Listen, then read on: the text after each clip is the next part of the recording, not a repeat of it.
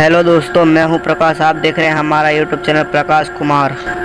और गाइस, हम अपने चैनल पे ऐसे ही यक्षिणी की सारी कहानियां डालते रहेंगे। प्लीज़ हमारे चैनल को सब्सक्राइब कर लेना। चित्रा आईने में देखते हुए परेशान होते हुए खुद से कहती है, क्या ये मैं हूँ? वंदना चित्रा के पीछे से जाकर उस आईने में देखते हुए कहती है, लग रही हो ना चाची आप और भी ज्यादा सुंदर इस आईने के सामने खड़े होकर। मैंने कहा तो ये आईना वाकई जादुई है, जो इसके सामने खड़ा होता है और भी ज्यादा सुंदर दिखने लग जाता है। वंदना को आईने में चित्रा ही दिखाई दे रही थी, पर चित्रा के फेस के एक्सप्रेशन देखकर ऐसा लग रहा था जैसे उसे आईने में उसका साया नहीं बल्कि कुछ और ही दिखाई दे रहा हो, कुछ ऐसा जिस पर वो यकीन नहीं कर पा रही हो, जिसके कारण बार बार अपने चेहरे पर हाथ फेर रही हो। चित्रा धीरे से खुद से बड़बड़ाते हुए एक डर के साथ कहती है, नहीं, ये मैं नहीं हूँ, नहीं, ये मैं नहीं हूँ। वंदना अपने में ही लगे रहते हुए कहती है, ये आप ही हैं चाची। ये आईना इंसान को इतना सुंदर बना देता है कि उसे खुद यकीन नहीं होता कि वो खुद को देख रहा है या किसी सुंदरी को। रुकिए, आप ना अपने बाल खुले करिए, फिर आप और भी ज्यादा सुंदर लगेंगी। इतना कहकर वंदना चित्रा के सिर से पल्लू हटा देती है। वंदना चित्रा का जूड़ा देखते हुए कहती है, आपका जूड़ा तो और भी ज्यादा सुंदर है चाची, कितने घने बाल हैं। मैं तो इस जूड़े को देखकर ही बता सकती हूँ कि आपके बाल आपकी कमर के नीचे तक तो जरूर आते होंगे। चित्रा वंदना को मना करते हुए कहती है, नहीं वंदना, रहने दो, जूड़ा मत खोलो। जूड़ा खोलने की कोई जरूरत नहीं है, मेरे बाल बंधे ही रहने दो, मुझे वैसे ही पसंद है।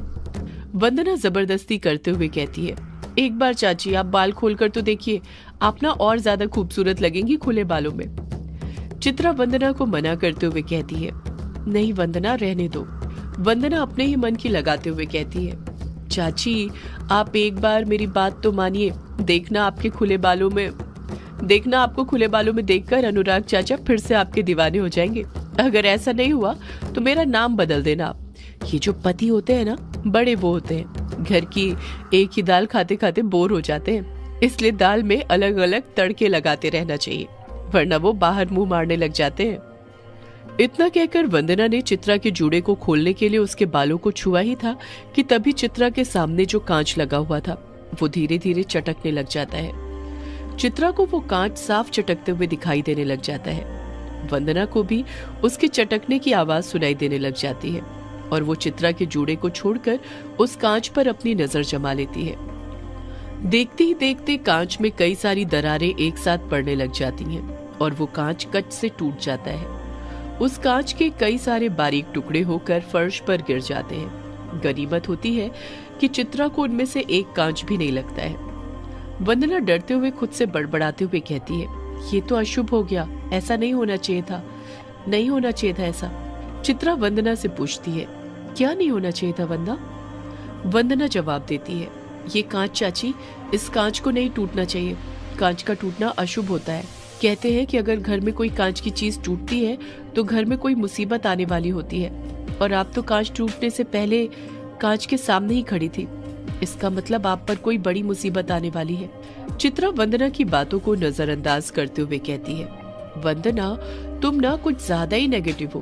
तुम्हें पता है ना ग्रेवयार्ड कोठी कितनी पुरानी है, तो जाहिर सी बात है ये कांच भी पुराना होगा, और पुराने कांच भी वक्त के साथ धीरे धीरे चटकने लग जाते हैं, तो टूट क्या होगा ये भी, इसमें इतनी परेशान होने वाली क्या बात है? वंदना झट से घबराते हुए ही बोलती है, परेशान होने वाली बात है चाची, जरा आप कांच को देखिए, इस तरह से बारीक टुकड़ों में कांच कहाँ अपने आप टूटता है? ये तो ऐसा लग रहा है जैसे कोई बुरी शक्ति की वजह से टूटा हो, कोई साया इस पर आकर गिरा हो। एक पल के लिए उन कांच के टुकड़ों को देखकर चित्रा को भी वंदना की बात सच लगने लग जाती है, पर वो जानती थी अगर उसने वंदना की बात मान ली तो वंदना और भी बात का बतंगड़ बना देगी, इसलिए वो बात को रफा दफा करते हुए कहती है, वंदना तुम ना छोड़ो ये सब और जल्दी से नीचे चलो, सब लोग इंतजार कर रहे होंगे नाश्ते का, पुखलिन ठंडे अच्छे नहीं लगेंगे। वंदना कुछ जवाब नहीं देती है, वो फर्श पर पड़े कांच के बारीक टुकड़ों को ही देखते रहती है। चित्रा वंदना का हाथ पकड़ती है और फिर जबरदस्ती उसे वहां से ले जाने लग जाती है। वंदना को ना चाहते हुए भी चित्रा के साथ जाना पड़ता है, पर उसका मन उन्हीं कांच के टुकड़ों में लगा रहता है। किचन में पहुंचकर चित्रा जल्दी जल्दी सबके लिए अलग अलग प्लेटों में पुखलिन निकाल लेती है। चित्रा वहीं पर वंदना को समझा देती है कि ऊपर कमरे में हुए हादसे के बारे में वो किसी को भी ना बताए, क्योंकि चित्रा नहीं चाहती थी कि वंदना की तरह इतनी छोटी सी बात के लिए बाकी लोग भी परेशान हो। जब चित्रा और वंदना एक बड़ी सी ट्रे में पुखलीन लेकर हॉल में पहुंचते हैं तो देखते हैं कि वहां पर सब आपस में बातें करने में लगे हुए थे और युग अभी तक अमोदिता के साथ ही खेल रहा था, जैसे उसे अमोदिता का साथ अच्छा लग रहा हो। युग और अमोदिता की भी काफी कम वक्त में बहुत अच्छी दोस्ती हो गई थी। जानकी की नजर जब चित्रा के हाथ में पकड़ी हुई ट्रे पर पड़ती है तो वो तुरंत बोल पड़ती है, तो चित्रा तुम पुखलीन बनाकर लाई हो, ये तो तुमने बहुत अच्छा किया, मुझे तो पुखलीन बहुत पसंद है। चित्रा कुछ कहती है उससे पहले ही रजनी बोल पड़ती है, खुशबू तो बहुत अच्छी आ रही है इसमें से। चित्रा बोल पड़ती है, आप टेस्ट करके देखिए ना। चित्रा रजनी को प्लेट देने के साथ वहां पर बैठे सभी लोगों को पुखलीन से भरी प्लेट दे देती है। चित्रा युग और अमोदिता के बीच भी पुखलीन की एक प्लेट रख देती है। सभी लोग पुखलीन खाने लग जाते हैं। अभी सभी लोगों ने एक ही निवाला पुखलीन का खाया था कि सबके फेस के एक्सप्रेशन बदलने लग जाते हैं। सब अजीब सा मुंह बनाने लग जाते हैं। चित्रा के समझ नहीं आ रहा था कि सबको हुआ क्या, वो ऐसे अजीब से मुंह बनाने क्यों लग गए। चित्रा के कुछ समझ नहीं आ रहा था कि हो क्या रहा था। चित्रा कुछ समझ पाती उससे पहले ही रजनी भी अमोदिता की तरह वहीं पर थूकते हुए कहती है, ओह इसमें क्या तुमने जहर मिला दिया है चित्रा। चित्रा कहती है, ये तुम क्या बोल रही हो रजनी। रजनी पुखलीन की प्लेट टेबल पर रखते हुए कहती है, हमें मारने का इरादा है क्या तुम्हारा, कितने कड़वे हैं ये। चित्रा कुछ कहती इससे पहले ही जानकी भी बोल पड़ती है, हाँ चित्रा बहुत ही कड़वे पुखलीन बने हैं, इसमें क्या मिला दिया था तुमने। चित्रा अपनी सफाई देते हुए कहती है, मैंने तो बस गुड़ की चाशनी मिलाई है। वंदना भी चित्रा का साथ देते हुए कहती है, हाँ माँ मेरे सामने ही तो बनाया है चाची ने ये, मैंने ही उन्हें गुड़ की चाशनी में पुखलीन बनाने के लिए कहा था। जानकी कुछ परेशान होते हुए कहती है, फिर ये इतने कड़वे क्यों लग रहे। अनुराग तुरंत पुखलीन का एक और निवाला खाते हुए कहता है, कहाँ कड़वे लग रहे हैं भाभी, इतने मीठे तो लग रहे हैं पुखलीन, इससे अच्छे पुखलीन तो मैंने आज से पहले कभी नहीं खाए। सब लोग अनुराग की बात सुनकर हैरान रह गए थे, क्योंकि वहां पर बस अनुराग ही था जिसे पुखलीन मीठे लग रहे थे। बाकी सबने तो एक निवाला तक अच्छे से नहीं खाया था, जो खाया था उसे वहीं पर थूक दिया था, वो इतने ज्यादा कड़वे लग रहे थे। रजनी अनुराग के मजे लेते हुए कहती है, तुम्हें तो अच्छे लगेंगे ही ना अनुराग, तुम्हारी बीवी ने जो बनाए हैं। बीवी के हाथ का बनाया हुआ खाना हर पति को अच्छा लगता है, उसके खाने की बुराई करके उसे अपना जीना हराम थोड़ी करना है। अनुराग अपनी बात रखते हुए कहता है, चित्रा ने बनाए हैं इसलिए तारीफ नहीं कर रहा हूँ, सच में बहुत अच्छे लग रहे हैं मुझे तो ये पुखलीन। अनुराग की नजर उसी वक्त युग पर भी पड़ती है और वो देखता है कि युग भी बड़े चाव से पुखलीन खाए जा रहा था। अनुराग तुरंत बोल पड़ता है, चलिए मुझे छोड़िए, युग को ही देख लीजिए, वो कितने अच्छे से खा रहा है पुखलीन, उसके हर एक कौर का स्वाद लेकर।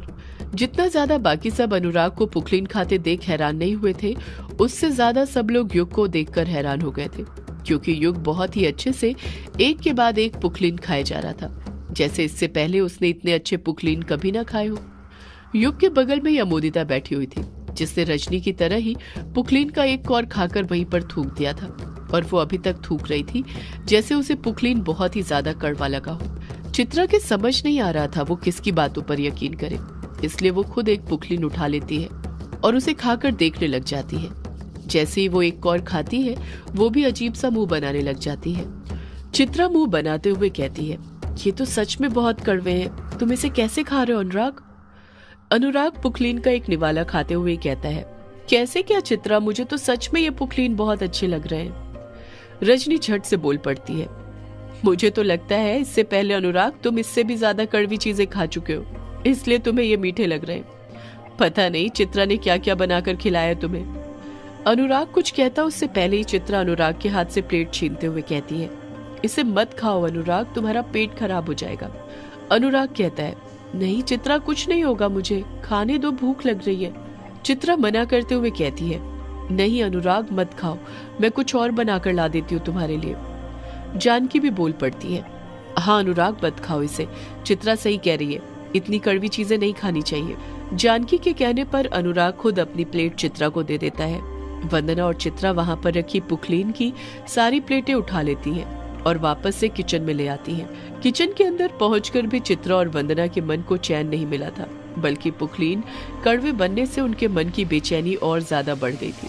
चित्रा बड़बड़ाते हुए कहती है, समझ नहीं आ रहा ये पुखलीन इतने कड़वे कैसे बन गए, मैंने तो इसमें इतना सारा गुड़ डाला था ताकि मीठे बने। वंदना कुछ हिचकिचाहट के साथ कहती है, चाची कड़वे तो बनने ही थे ना, आप कैसे भूल सकती हैं? ये रसोई उस यक्षिणी की है। ये रसोई ही नहीं, पूरी ग्रेवयार्ड कोठी, यहाँ की हर एक चीज पर उस यक्षिणी का साया है। उसकी इजाजत के बिना हम कैसे उसकी रसोई में कुछ चीज बना सकते हैं? मुझे तो लगता है यक्षिणी को बिल्कुल पसंद नहीं आया हमारा यहाँ पर आना, इसलिए ये मीठे पुखलीन इतने कड़वे हो गए। चित्रा वंदना पर कुछ चिढ़ते हुए कहती है, ये तुम क्या बोले जा रही हो वंदना? मुझे तो लगता है गुड़ बहुत पुराना होगा, सड़ गया होगा। हमने डालने से पहले चेक नहीं किया, जिस कारण कड़वे पुखलीन बने। वंदना तुरंत पलट कर कहती है, चलिए चाची, माना गुड़ खराब हो गया होगा, पर उस हिसाब से तो पुखलीन सबको कड़वे लगने चाहिए थे ना। आपने खुद देखा ना, अनुराग चाचा और युग कितने चाव से पुखलीन खा रहे थे। उन्हें तो बहुत मीठे लग रहे थे। जरा सोचिए, आखिर क्यों उन्हें ही पुखलीन मीठे लग रहे थे? वंदना की बात सुनकर चित्रा एकदम चुप हो गई थी। चित्रा के पास वंदना के सवाल का कुछ जवाब नहीं था। वंदना अपनी बात पर बने रहते हुए कहती है, चाची मुझे तो लगता है उस यक्षिणी की नजर अनुराग और युग पर है। वो आपसे उन्हें छीनना चाहती है। चित्रा हैरानी के साथ कहती है, क्या कहा? यक्षिणी मुझसे अनुराग और युग को छीनना चाहती है? वंदना अपनी बात पर बने रहते हुए कहती है, और नहीं तो क्या, तभी तो सिर्फ उन्हें वो पुखलीन मीठे लग रहे थे, क्योंकि यक्षिणी नहीं चाहती उन्हें कोई भी तकलीफ हो। वो उनका बुरा नहीं करना चाहती। वंदना चित्रा की आंखों में देखते हुए बड़ी ही भारी आवाज में कहती है, वो तो आपका कुछ बुरा करना चाहती है। पता नहीं चित्रा के मन में क्या आता है, और वो अगले ही पल वंदना से पूछ बैठती है, तुम कैसे कह सकती हो वंदना कि यक्षिणी मेरा बुरा करना चाहती है? सदियों से है पुरानी ये है यक्षिणी की कहानी। यक्षिणी एक आग है, यक्षिणी तेरा ख्वाब